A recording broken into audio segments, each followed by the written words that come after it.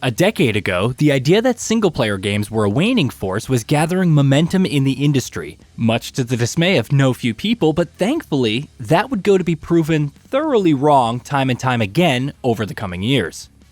In the recent and relatively recent past, we've been treated to a cavalcade of games that have proven beyond a doubt that not only is there a huge market for single-player experiences, but that they also tend to represent the medium at its very best.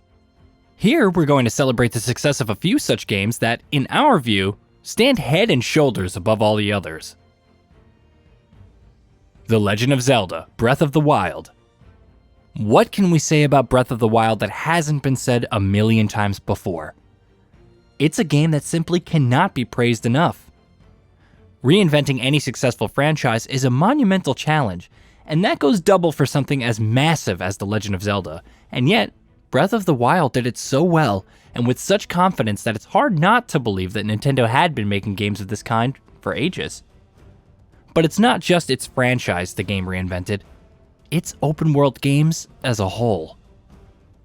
God of War 2018.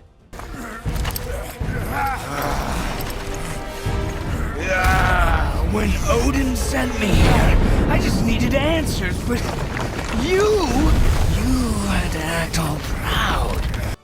Speaking of spectacular reinventions of wildly beloved franchises, the 2018 God of War soft reboot, which is really just a flat-out direct sequel, also took the industry by storm. It was a game that succeeded on many levels. Breathing life into a dying franchise? Check. Sticking the landing with its many ambitious gameplay and story ideas? Check. Respecting the series' past and building on it in a meaningful way? Check. Simultaneously making all of that happen may have seemed like an insurmountable challenge on paper, but God of War was up to the task, and then some. Much like Kratos, it was a game that was hell-bent on making the impossible happen, and much like Kratos, it did so with brutal efficiency. Hollow Knight. In spite of being a game that was made by a team that doesn't even number in the double digits and having a budget that was a fraction of most other games in this list, Hollow Knight still stands toe-to-toe with each and every one of them. Exploration, level design, progression, combat, platforming, boss fights. These are, more often than not, the traits that define the Metroidvania genre, and Hollow Knight sticks the landing in each of those areas. Being held in the same regard as something like Super Metroid is no small praise, but Hollow Knight deserves it without the shadow of a doubt. Red Dead Redemption 2. Mr. Matthews, I presume. And who are you? Rip Van Winkle. Huh. Good day, sir. Rockstar has been the king of open-world games, or one of them at least, for as long as anyone can remember. So when we say that Red Dead Redemption 2 might just be the finest open world the legendary studio has ever crafted, you know that's not praise that's lightly given. To create a world as richly detailed and as ridiculously impressive as its version of the American frontier is no easy task, and maintaining the still unmatched level of visual fidelity that it does across the entire experience is nigh on impossible. Red Dead Redemption 2 is also a masterclass in storytelling and character development, with probably one of the greatest gaming protagonists of all time. When a game succeeds as thoroughly at as many things as Red Dead Redemption 2 does, it's impossible not to consider it as one of the all-time greats. The Elder Scrolls V: Skyrim. Time and time again over the years, Bethesda Game Studios has delivered genre and generation-defining open-world RPGs. And even in that star-studded group, Skyrim arguably stands tall as the best of the lot. In 2011, its massive world, its bevy of engaging content, its systemic gameplay loop, and its single-minded emphasis on player agency took everyone's breath away. Bloodborne. You are a skilled hunter.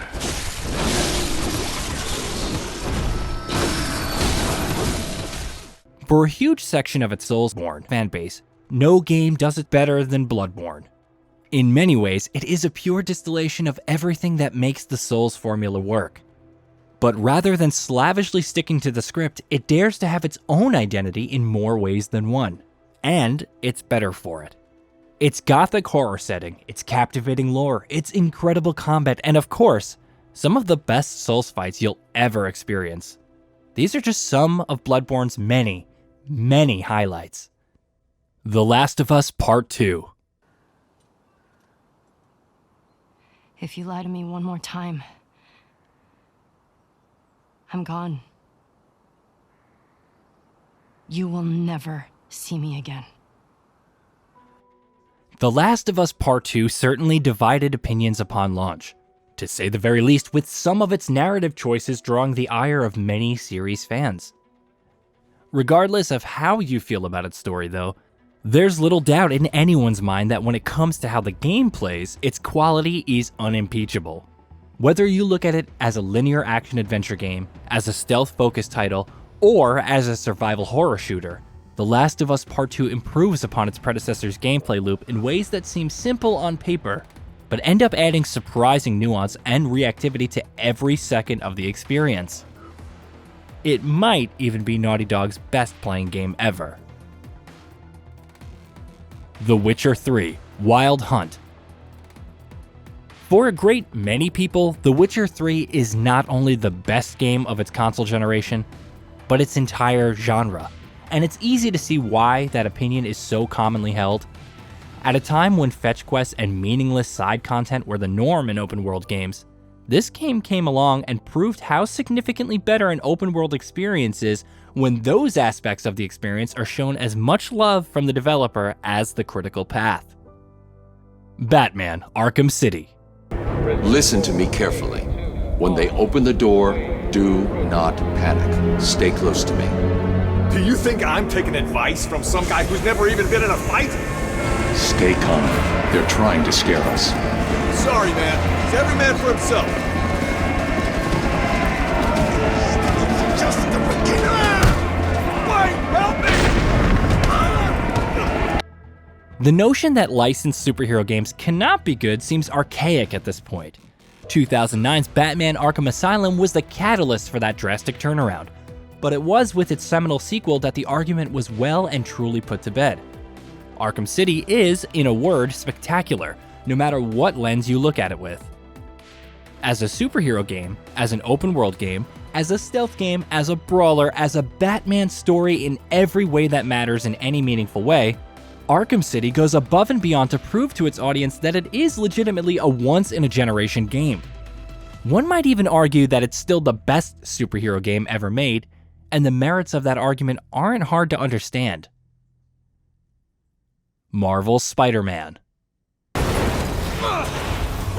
You're up! No, Adrian! It's me, Spider-Man! What are you babbling about? Nobody ever gets my jokes. Many will tell you that Arkham Trilogy walked so that Spider-Man could run, and boy did it run. If there's one game that can truly give Arkham City stiff competition for the best superhero game title, this is it.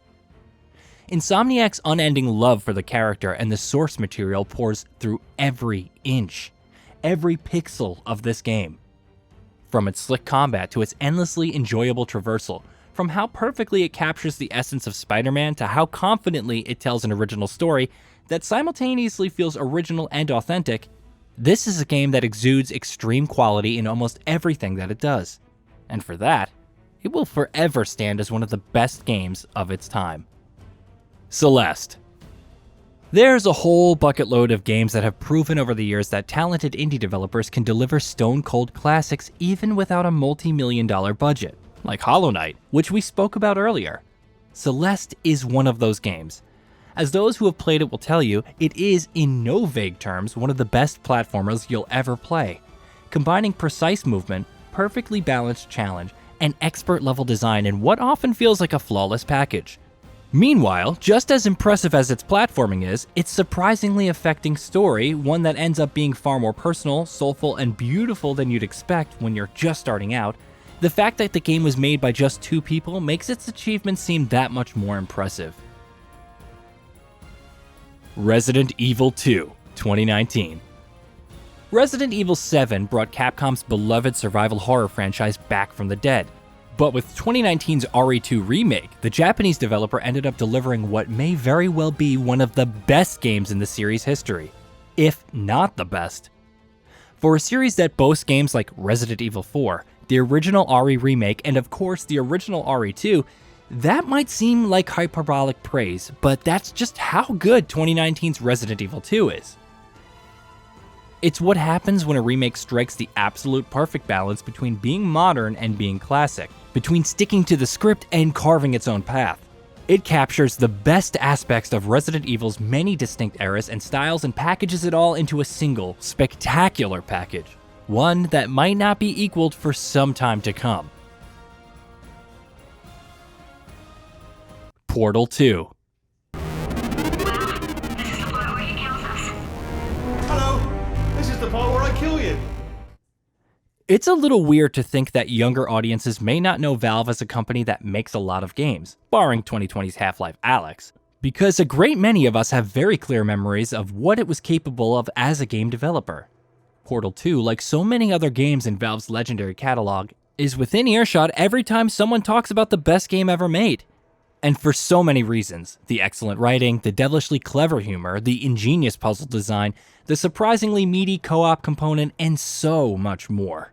And it's not just the game's impeccable quality that makes it stand out the way it does, it's the fact that it's an almost singular experience, entirely unique in what it concocts and delivers.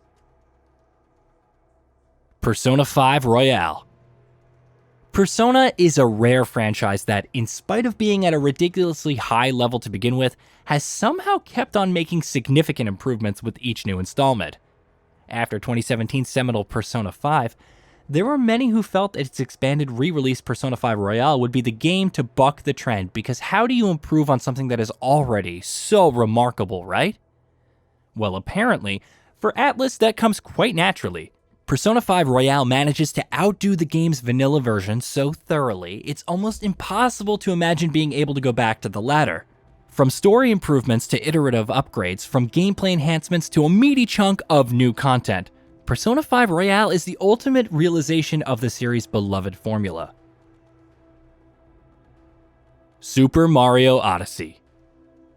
Super Mario has never been a series that rests on its laurels, with almost every new mainline installment introducing some major new mechanic that twists the series' established formula in exciting ways. Super Mario Odyssey probably did that to a far greater extent than any of its predecessors. Taking a ridiculously ambitious idea and somehow actually making it work exactly the way that it should isn't something that many games can claim to have successfully done. But Super Mario Odyssey does it so confidently that you almost end up taking its sheer ingenuity, its unbridled creativity, and its absolute mastery for granted. Many Mario games have been called the best platformer ever made, and to varying degrees, they've all deserved that praise. Odyssey probably deserves it more than most, if not all. We feel like we still haven't praised it enough, in spite of gushing over it as much as we have. That should tell you something about how unbelievably good the game is. Did you know? We at Gaming Bolt upload new videos every day. Stick around, drop a like, subscribe, and let us know what kind of content you'd like to see in the future with a comment below.